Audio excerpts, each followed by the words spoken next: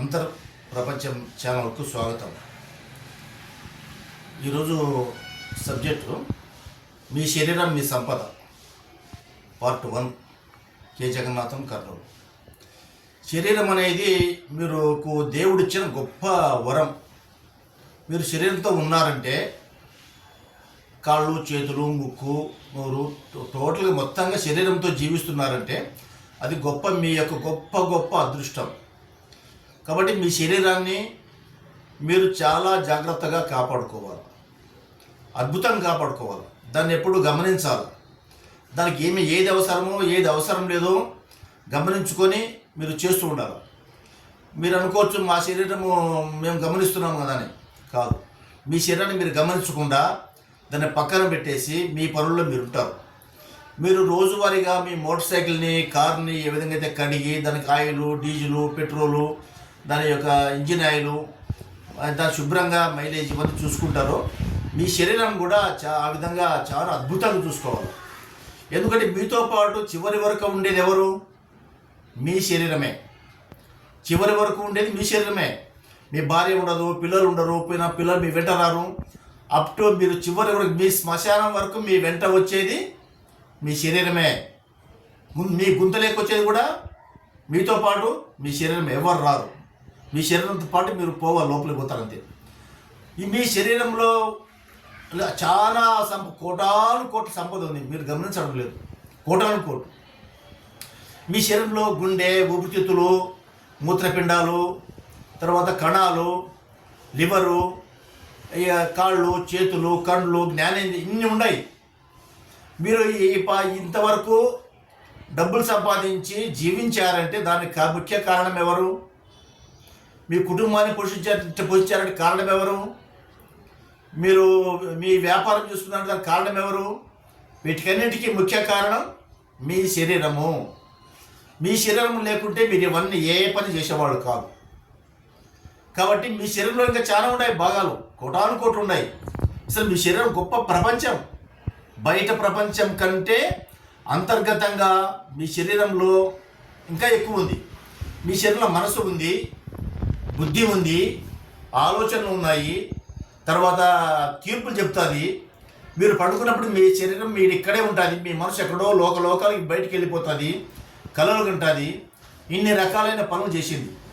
ఏది మంచి ఏది చెడు అనేది చెప్పేటువంటి భాగం కూడా మీ అంతర్గత శరీరంలో ఉంది. ఆత్మ కూడా మీ శరీరంలో ఉంది. మీ ఆత్మ బయట ఎక్కడ లేదు. మీ ఆలోచనలు కూడా మీ శరీరంలో ఇమిడి ఉన్నాయి. మీ భావాలు, మీ మనసు అందులో ఇమిడి ఉంది. కాబట్టి ఇన్నిటినీ మేనేజ్ చేసేది ఎవరు? మీరు మేనేజ్ చేస్తున్నారు. కాబట్టి మీ శరీరం వేరు, మీ మనసు వేరు, ఆలోచనలు వేరు, అన్ని డిఫరెంట్ పార్టులు, డిఫరెంట్ డిపార్ట్మెంట్లు మీ భాగాలన్నీ మీ శరీరంలో ఉన్నాయి. కాబట్టి మీ శరీరాన్ని మీరు జాగ్రత్తగా కాపాడుకోవాలి. అంతర్గతంగా ప్రయాణం చేయాలి. మీ కళ్ళు మూసుకొని ప్రతిరోజు మీరు ధ్యానం చేస్తూ 2 చేతులు ఇట్లా జోడించి పట్టుకొని కళ్ళు మూసుకొని కళ్ళందరూ తీసి పక్కన పెట్టి మీ శ్వాసను మీరు గమనించుకుంటూ మీ అంతర్గత ప్రయాణం చేయండి. అంతర్గత ప్రయాణం అంటే ఎక్కడ సార్ అది ఎక్కడ ఉంది అంటారు. మీ లోపల చూడండి. మీకు లోపల ఏది కనిపిస్తే దాన్ని చూడండి. ఏదైనా పర్వాలేదు. మీ గుండె కనిపించినా, ఊపిరితిత్తులు కనిపించినా, పొట్ట కనిపించినా, కణాలు కనిపించినా, ఎముకలు ఏది కనిపిస్తే దాన్ని గమనించుకుంటూ ఉండండి. అప్పుడు శరీరం చాలా అద్భుతంగా స్పందిస్తుంది. ఓహో, నా యజమాని నన్ను పరిశీలిస్తున్నాడు, నా యజమాని నన్ను గమనిస్తున్నాడు, నా యజమాని నా చెంతకు వచ్చాడు, గ్రేట్ అనేటువంటి భావన వస్తుంది. అప్పుడు మీ శరీరంలో ఉన్నటువంటి జబ్బులు, రుగ్మతలు, సరికానివన్నీ కూడా మెల్లగా బయటికి వెళ్ళిపోవడం మొదలవుతుంది. దొంగలు ఎవరైతే ఇంట్లో ఉంటారో, ఇంటి యజమాని ఇంట్లోకి ప్రవేశిస్తాడో దొంగలు పారిపోతారు. అట్లనే మీ శరీరంలోకి మీరు ప్రవేశించినప్పుడు మీరు యజమాని కాబట్టి మీ ఇంట్లో ఉన్నటువంటి దొంగలంతా పరిగెత్తుతారు. అనారోగ్య సమస్యలన్నీ బయటికి వెళ్ళిపోతాయి. ప్రశాంతత చేకూరుతుంది. బుద్ధి ఏ పని చేయాలా, ఏ పని చేయకూడదు, ఏది మాట్లాడాలా, ఏది మాట్లాడకూడదు, మా యజమాని వచ్చాడు నేను పర్ఫెక్ట్గా పని చేయాలా అని మీ శరీరంలో ఉండే భాగాల్ని పర్ఫెక్ట్గా పనిచేయడం స్టార్ట్ చేస్తాను. ఇది రోజు ఉదయం గంట, మధ్యాహ్నం గంట, రాత్రి గంట చేయండి. తప్పనిసరిగా చేయండి. దీన్ని క్రమబద్ధంగా చేయండి. ఒకరోజు చేసి నాకేం ఫలితం రాలేదు అంటే కాదు. సాధన చేయాలా, సాధన చేయాలా. సాధన చేస్తే సమకూరు ధరలోనని నువ్వు సాధన చేస్తే వస్తాయి. పిల్లవాడు చదువుతాడు, డాక్టర్ అవుతాడు. ఒకరోజు డాక్టర్ కాడు, 1వ క్లాస్లో, 2వ క్లాస్లో కాడు. డాక్టర్ అయ్యే వరకు ఆయన సాధన చేస్తుంటే డాక్టర్ అవుతాడు చదువుతుంటే. క్రికెట్ ఆడేవాళ్ళు ఒక రోజులో క్రికెట్లో వాళ్ళంతా గెలవరు.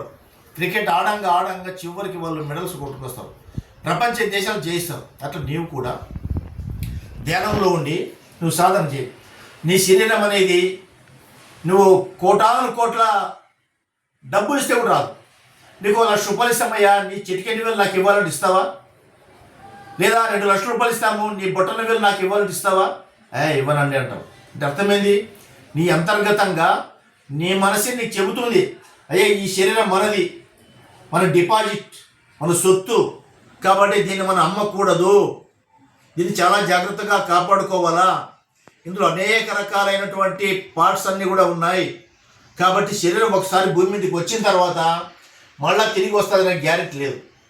చాలామంది అంటారు చనిపోయిన తర్వాత పరలోకాలకు వెళ్ళిపోయాడు, తిరిగి రాని లోకాలకు వెళ్ళిపోయాడు అంటారు.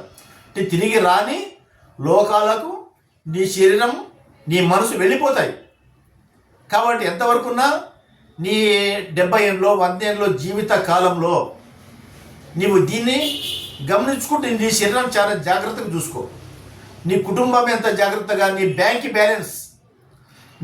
బ్యాలెన్స్ ఎంత జాగ్రత్తగా చూసుకుంటావో, నీ ఏటీఎం కార్డు ఎంత జాగ్రత్తగా వాడుకుంటావో వేరే వాళ్ళకి ఇవ్వకుండా, ఏటీఎం కార్డు యొక్క పాస్వర్డ్ ఎంత జాగ్రత్తగా వాడుకుంటావో, నీ శరీరం అంత కొద్ది గొప్పది. ఏటీఎం కార్డు మళ్ళీ పుట్టించవచ్చు, పాస్వర్డ్ మళ్ళీ కొత్త పాస్వర్డ్ తీసుకోవచ్చు, బ్యాంక్ అకౌంట్ కొత్త బ్యాంక్ అకౌంట్ తీసుకోవచ్చు. కానీ నువ్వు పోయిన తర్వాత తిరిగి నా శరీరం కావాలి స్వామి అంటే స్వామి దేవుడు నీ శరీరం నీకు ఇవ్వడు. అది అయిపోయింది, క్లోజ్. కాబట్టి నీ జీవితకాలంలో నీ శరీరం యొక్క గొప్పతనాన్ని గమనించు. కళ్ళు మూసుకొని గంటలు అంతర ప్రయాణం చేయి.